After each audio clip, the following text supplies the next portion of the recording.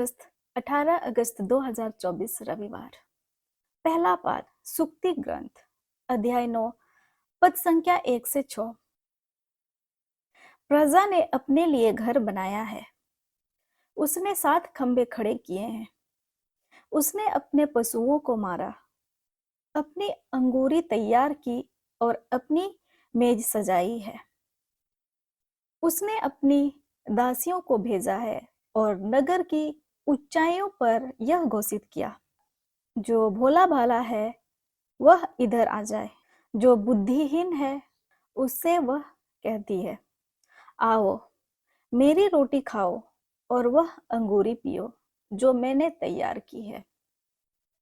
अपनी मूर्खता छोड़ दो और जीते रहोगे, बुद्धिमानी के सीधे मार्ग पर आगे बढ़ते जाओ। यह प्रभु की वाणी है, ईश्वर को धन्यवाद।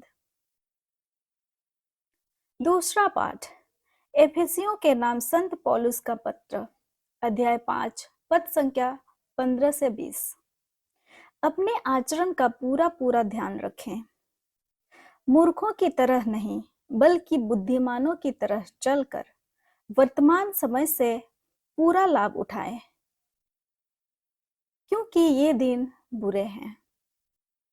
आप लोग ना समझ ना बने, बल्कि प्रभु की इच्छा क्या है यह पहचाने।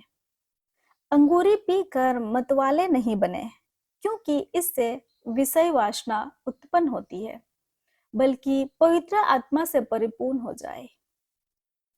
मिलकर भजन, श्रोत और आध्यात्मिक गीत गाएं। पूरे हृदय से प्रभु के आदर में गाते बजाते रहें। हमारे प्रभु ईसा मसीह के नाम पर सब समय सब कुछ के लिए पिता परमेश्वर को धन्यवाद देते रहें। यह प्रभु की वाणी है, ईश्वर को धन्यवाद। संत योहन के अनुसार आज का पवित्र सुसमाचार अध्याय 6 पद संख्या 51 से 58। स्वर्ग से उतरी हुई वह जीवन रोटी हूं मैं, यदि कोई वह रोटी खाएगा तो वह सदा जीवित रहेगा। जो रोटी मैं दूंगा वह संसार के लिए अर्पित मेरा मांस है। यहूदी आपस में यह कहते हुए वाद विवाद कर रहे थे, यह हमें खाने के लिए अपना मांस कैसे दे सकता है? इसलिए ईसा ने उनसे कहा, मैं तुम लोगों से यह कहता हूं, यदि तुम मानव पुत्र का मांस नहीं खाओगे और उसका रक्त नहीं पियोगे तो तुम्हें जीवन प्राप्त नहीं होगा। जो मेरा मांस खाता है और मेरा रक्त पीता है उसे अनंत जीवन प्राप्त है, और मैं उसे अंतिम दिन पुनर्जीवित कर दूंगा।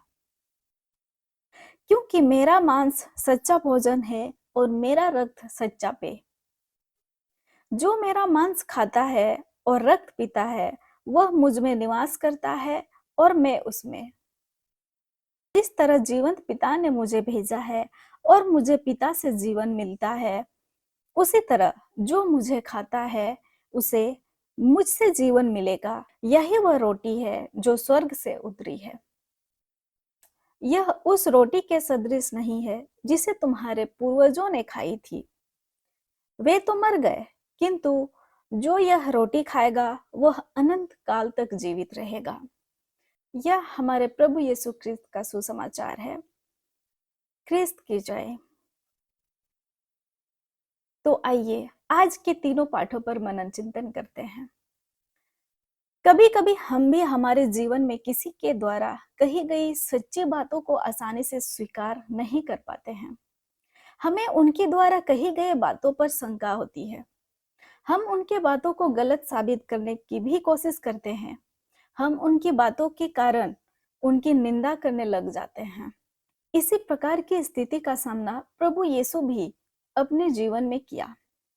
जब प्रभु यीशु ने लोगों से सच्ची बातें कही तो उन्होंने उसे स्वीकार नहीं किया। प्रभु यीशु ने उन्हें समझाने की पूरी कोशिश की, परंतु वे यीशु की बात मानने के लिए तैयार नहीं हुए। वे उनसे सवाल करने लग गए। यीशु ने यहूदियों से कहा, स्वर्ग से उतरी जीवंत रोटी मैं हूं। वे इस बात को समझ नहीं पाते हैं। यीशु उन्हें समझाने की पूरी कोशिश करते हैं, परंतु वह शिक्षा उन्हें बहुत कठोर लगी। यीशु कहते हैं कि वह स्वर्ग से उतरी हुई रोटी है। यह रोटी स्वयं प्रभु यीशु का मांस है।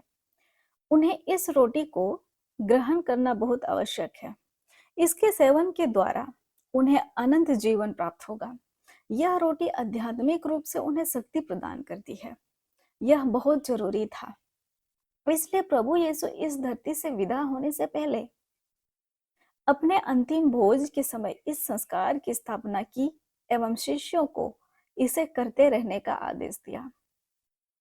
यह एक महत्वपूर्ण संस्कार है जिसके द्वारा हम यीशु को ग्रहण करते हैं एवं प्रभु यीशु के साथ एक हो जाते हैं। पर आज हम विचार करें कि क्या हम इस संस्कार को योग्य रीति से ग्रहण करते हैं? क्या हम अपने आप को सही रूप से तैयार करते हैं या नहीं? क्या हम विश्वास करते हैं कि इस रोटी में स्वयं प्रभु यीशु उपस्थित है? हम ईश्वर से कृपा मांगे कि हम योग्य रीति से यीशु के शरीर को ग्रहण एवं उन लोगों की भांति अविश्वासी नहीं बल्कि पूर्ण विश्वास करें। धन्यवाद और आप सभी को जय यीशु।